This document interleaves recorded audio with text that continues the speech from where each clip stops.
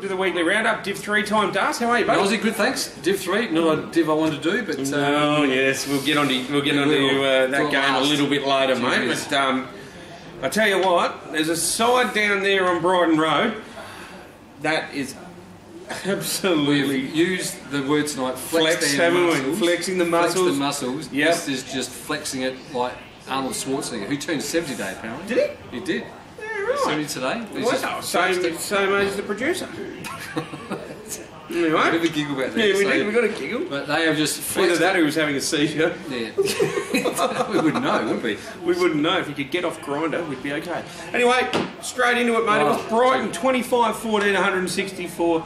Giving the boys from Plympton an absolute Rolf Harris touch-up, mate. It was 8-8-56. We think Plympton are in the finals. 8 goals, 6 to 2 points in that first quarter, though.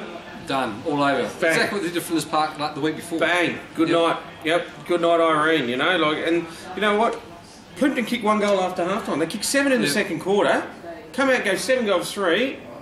We're done. Yep. Nothing in the third quarter. No. Nothing in the third quarter. Whether it was really windy down there at Brighton Oval, I don't know, but you know what? The score really shows that there's a team there that can nearly print the t-shirts. They can. I reckon. Div 2. Yep, here we come. Anyway, Kennedy and Juniper both kicking 4, with Hart with 3, Howie with 3 as well, McPherson as well, Harvey and Tate both kicking 2, with a few other blokes kicking singles.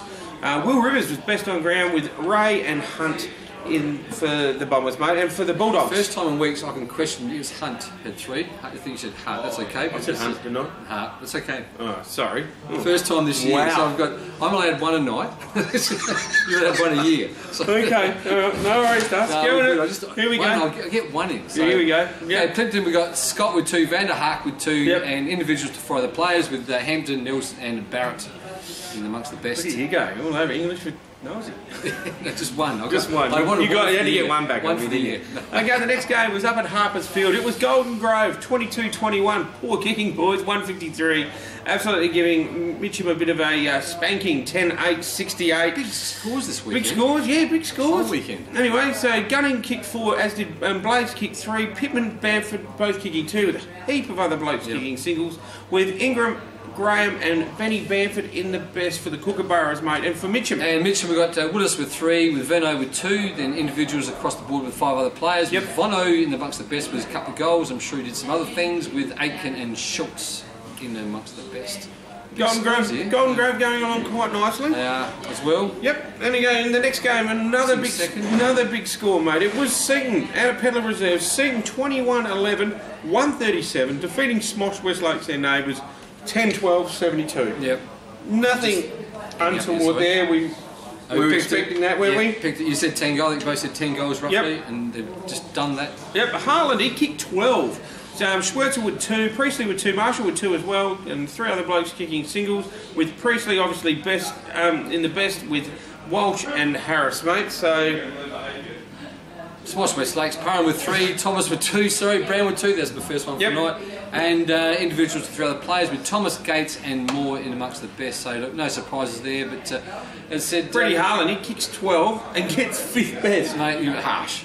That's maybe it's there for him, but... unless Priestley hit him on the tit with everyone. Out of the centre, exactly. Probably not allowed to say that on... We should say it's footy talk. It's footy talk? That's footy talk, hit him on the tit. That's it, mate. Alright, and this game here, this was a bit of a shock. I'll tell you, the producer didn't think so, though.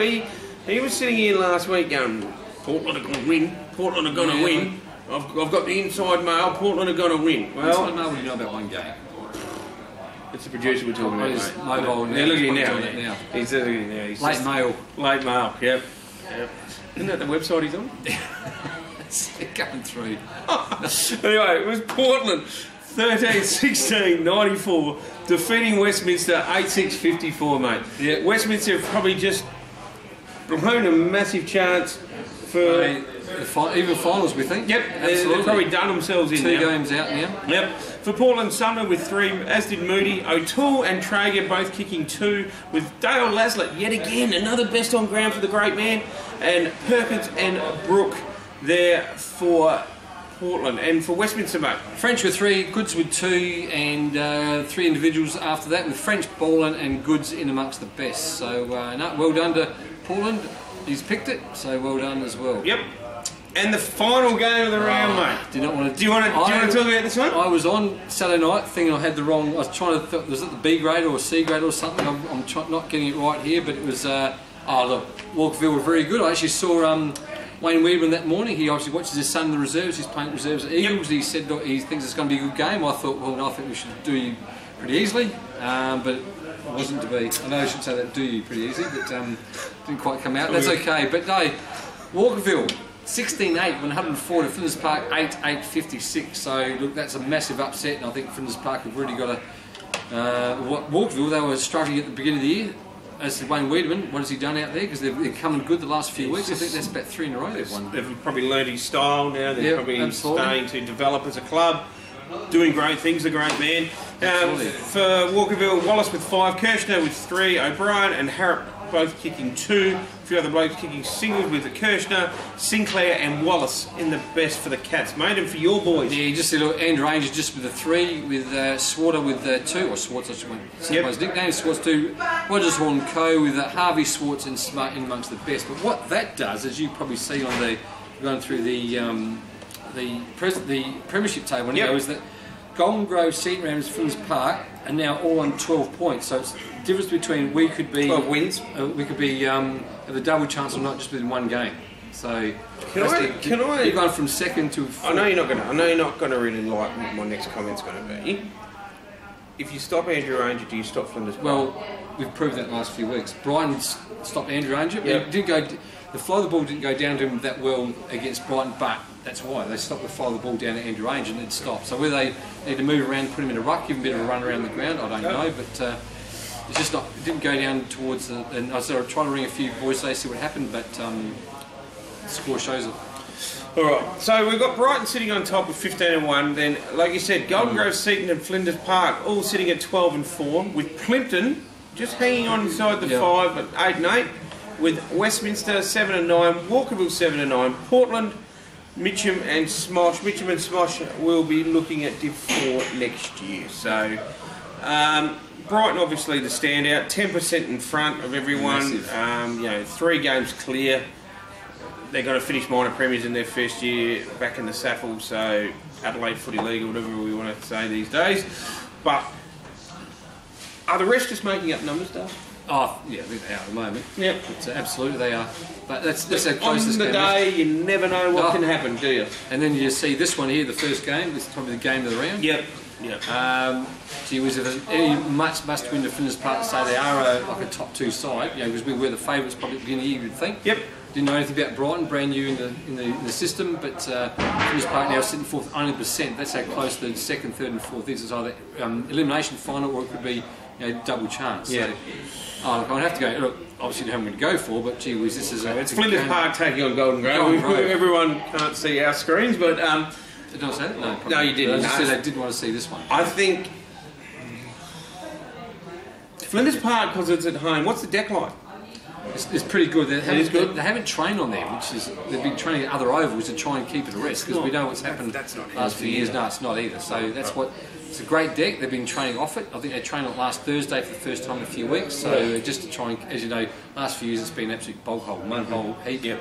But Flinders Park for me. Yep. Nice. The next game up at Plimpton Oval. Plimpton taking on Walkerville, mate. Gee whiz, I reckon after Walkerville knocking off us last week by a good margin, I wouldn't be surprised if Walkerville come out and beat Plimpton. Well, I think Plimpton have got a little bit too much to lose, mate. I think Plimpton will win this one and probably win it easily, I reckon. Just down the road here from us, down at Pedlar Reserve, it's Portland taking on, not Pedlar Reserve, sorry, Port Reserve. It's Portland taking on the Brighton Bombers, mate. Any late Mel? Any late Mel? He's just shaking his head, doesn't know, the eyes are closed. Yep. No, I'll go for Brighton Bombers. Brighton for me by it's going to be a thumping, I reckon. Yeah, I reckon. Mitcham taking on Seton up at Thomas Farms Oval. No, I reckon Seton Rams, it's a great game for them to hold that double chance spot alive, so I reckon they're going to... Very picturesque oval, Thomas Farms Oval. I like that oval up there. It used to be Price Memorial Oval before it was sold out. Oh, okay. Thomas Farms have sponsored the ground, so that seems to be happening a bit these days. But anyway, Seton for me too. Yep, and the last game of the round is Westminster taking on Smosh West Lakes at Glandore Oval. Westminster, they've folded away a bit the last few weeks. Smosh West Lakes, they're going to be too good. Yeah, I agree, but I think Westminster, they've got to watch themselves, that's all I'm going to say. So, Westminster for me. Okay. Westminster for me. I know we'll get told off by TJ for taking too long. Anyway, okay, that's been Division 3 for us, guys. I hope you enjoyed it. See you all next week. See you later.